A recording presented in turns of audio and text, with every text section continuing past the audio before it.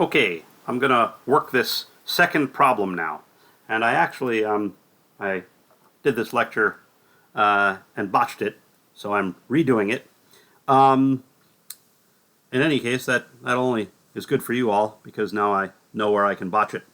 Okay, but so what am I doing in this problem? I want to integrate a vector field over this surface. Okay, and what that means is I'm doing this integral of f dot ds. Now, I suppose that even before thinking about the vector field or this integral, well, let me just worry about the surface. Okay, whenever I'm integrating on a surface, I'm going to have to parameterize the darn thing. So let's do that, and let's figure out what the surface is. Okay, so one of the things I did in the previous video when I forgot the y greater than or equal to 0. But let me just take the cone here, cut off at 4, and there is my picture for the cone cut off at 4. And if I then say, okay, let's improve this by cutting it off at the bottom, x squared plus y squared with now 1 less than or equal to z less than or equal to 4. Well, then now I've got something that looks like this.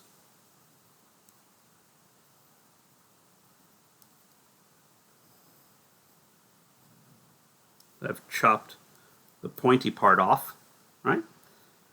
And you can imagine there's some, here's z equals 1, and of course up here I have z equals 4.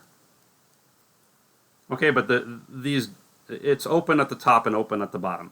Those planes are just to make it a slightly better picture. Okay, but if you threw a ball in here, it would be a sort of perfectly good hoop, go right out through the bottom.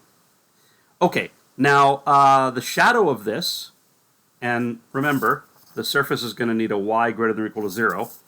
But before I do that, this shadow would be an annulus, right? If I looked at this from bird's eye view, I would have this picture,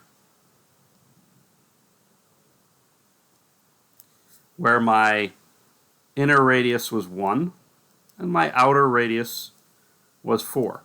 How do I know those are the inner and outer radius? Well, z is going from 1 to 4, and z is just, well, it's just the radial variable. Square root of x squared plus y squared is the radius. Okay, it's the distance to the z-axis, if you will. Okay, so from 1 to 4 is what I have here. Okay, but finally, y greater than or equal to 0. So, let me do this last thing with shading. I'm going to take only the part above here. So in terms of the shadow now, it's just the stuff up there. Okay, so now comes, basically great moments in stealing polar coordinates. And this thing is very obviously half an annulus, makes for a polar coordinate situation. And I'll have u cosine v, u sine v, u. Oh, and how do I know u? Well, because my z is square root of x squared plus y squared. So square root of u squared cosine squared plus u squared sine squared. And the sine squared and cosine squared give me 1. I get square root of u squared. That would give me absolute u, but u is between 1 and 4. Okay? And in terms of this, what do I have? I have 1 less than or equal to u less than or equal to 4. And my v, the theta variable, is going from 0 to pi.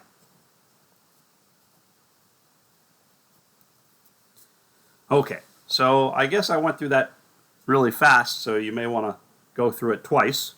But there is my parameterization of this surface, okay?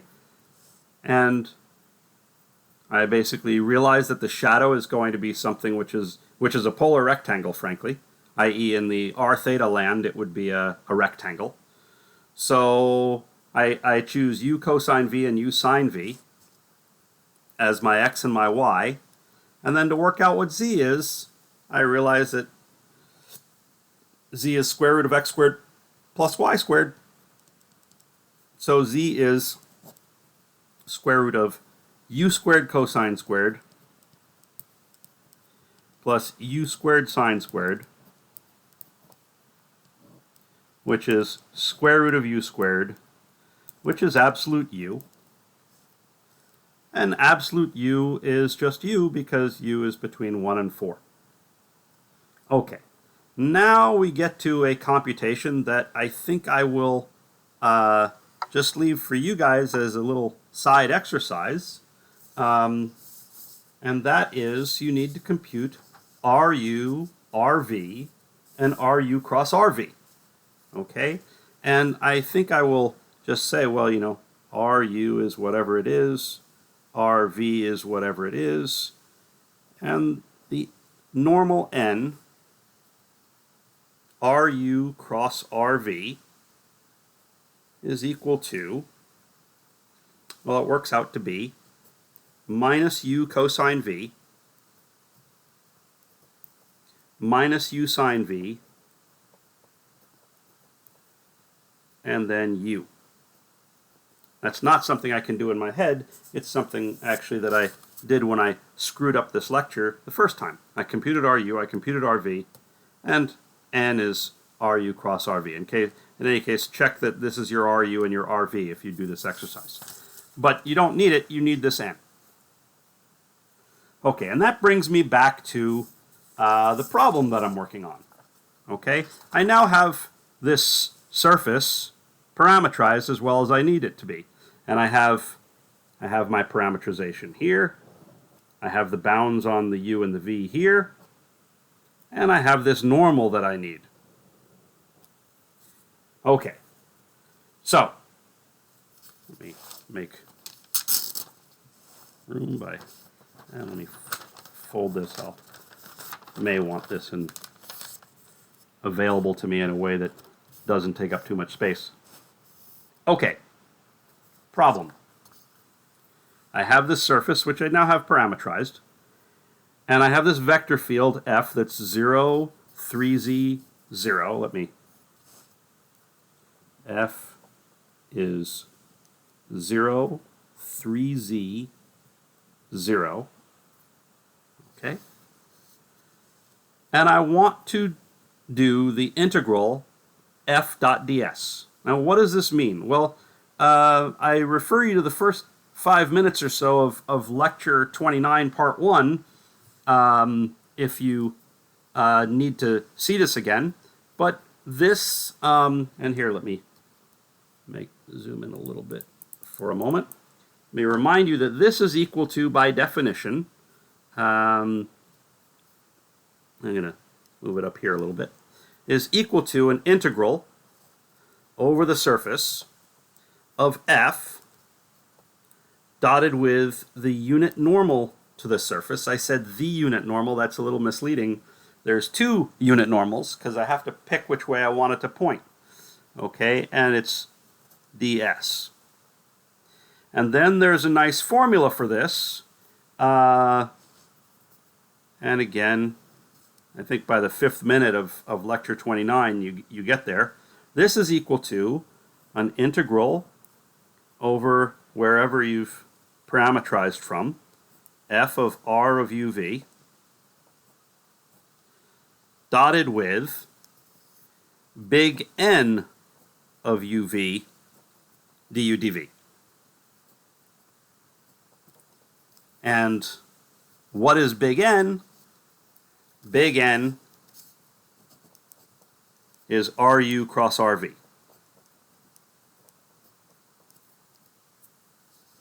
Oh, the brightness is going wild here.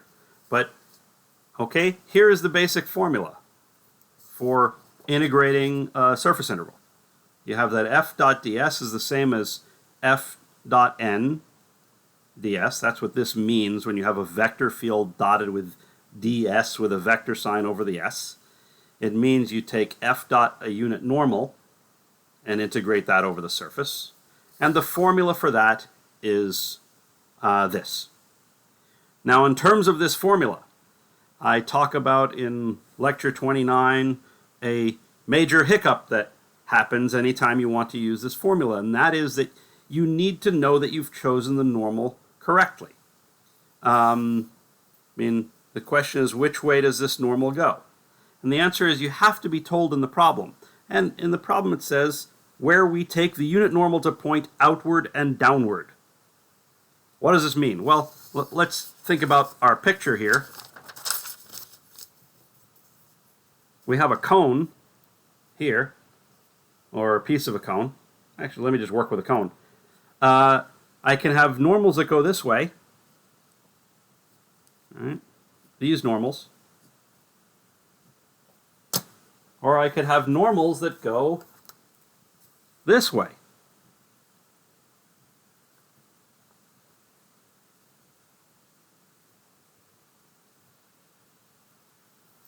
Right? The normals could be pointing into the cone, or they could be pointing out of the cone. So which do they want? They said in the problem, and again, you have to be told, outward and downward. These. Okay, so now you have to ask, when we did this parameterization, did we get a normal that points outward and downward? Well, the z component, since u is between 1 and 4, this is positive, so this is upward.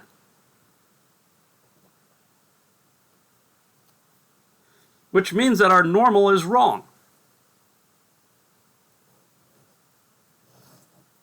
Wrong orientation.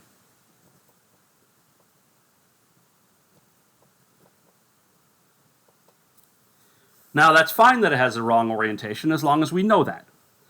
Okay, but so now we're ready to set up this integral. We have all the pieces we need. Let me zoom out again.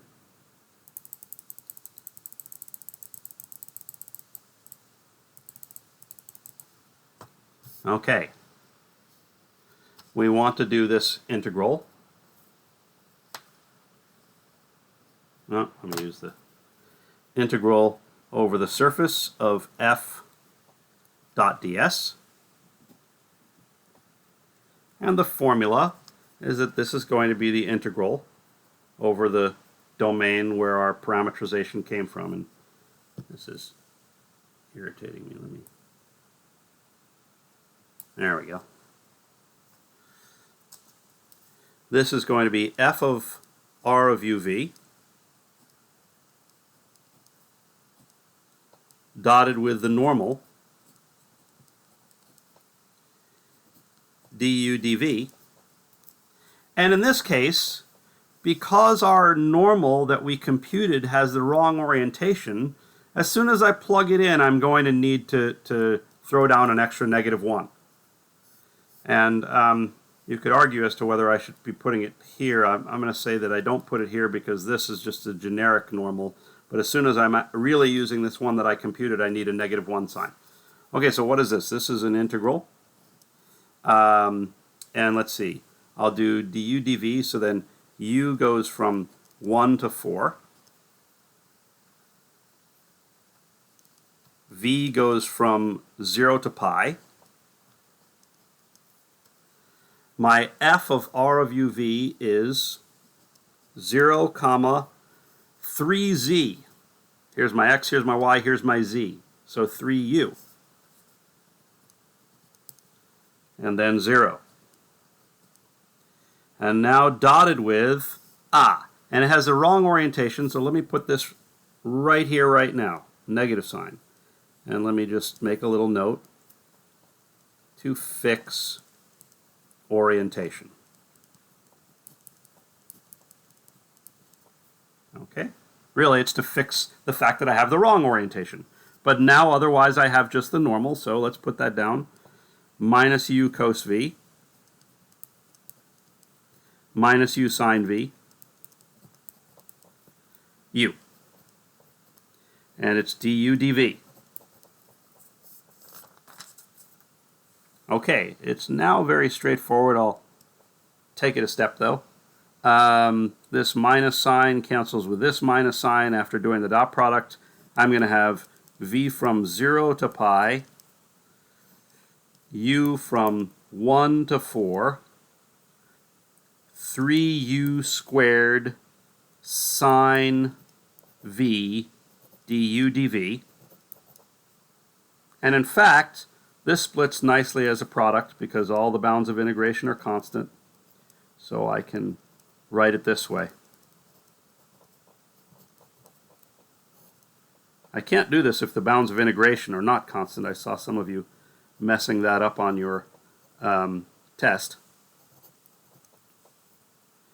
But so what have I got now? This will be equal to, this integral is going to give me 2, and this is going to give me u cubed.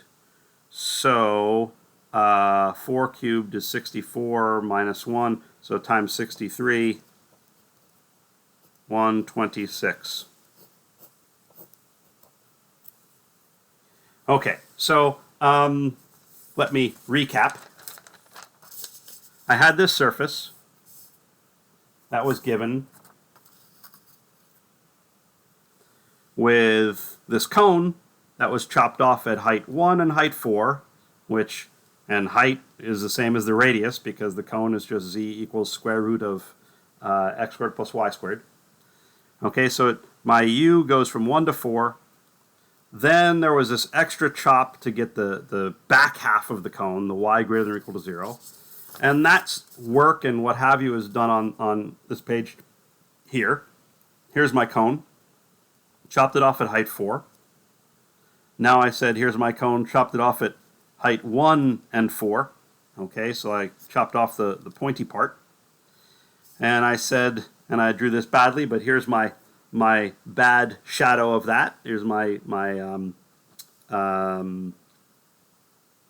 annular region. And then I said, okay, but I want y greater than or equal to 0, which is why I shaded only this top part. And remember that, why did I want y greater? Because that was part of the problem. I said y greater than or equal to 0. So I shaded this top part. Okay? And now, look, I have this nice piece of an annulus, which is again, in polar coordinates, that's a rectangle. So it makes a lot of sense that I would work with, I'd start by letting x and y be something like u cosine v, u sine v. And then I need to compute my z, which I did here. Okay, and now where does u go from and to? U goes from the same as what z goes from and to. It goes from 1 to 4. V goes halfway around, right? So 0 less than or equal to v less than or equal to pi, thanks to this restriction here. And I didn't do this computation, but it shouldn't be hard to compute Ru and Rv. And then you take their cross product, and here's the cross product I get. Okay, and now comes a part that the students hate, which is me figuring out whether I did this right or wrong.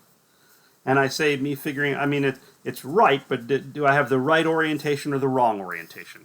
And the problem says where we take the unit normal to point outward and downward. Okay? These blue normals, not the red normals. Okay, the ones outward and downward. If I have this cone, the ones on the outside are going to have a negative z component. The ones on the inside are going to have a positive z component. I want the ones on the outside, but based on the fact that this z component is positive, I'm getting the ones on the inside. Okay, now alternately, you could say these this is your sort of negative, your x value and y value, so it's pointing back inward. So here, these are telling you that it's inward as well. So it's verifying that you have inward and upward, not outward and downward. Okay, so we have the wrong sign on our normal, but like I say, that's fine as long as we know it. Now that we know that it has the wrong sign, we just make sure that we're careful and we stick the minus sign in when it comes time to do our integration and plug in our normal. And that's what I've done here. The vector field we were given was 0, 3z, 0. Fairly easy one, but I think the point here is to set this up and get the right answer more than it is to do a tough integral.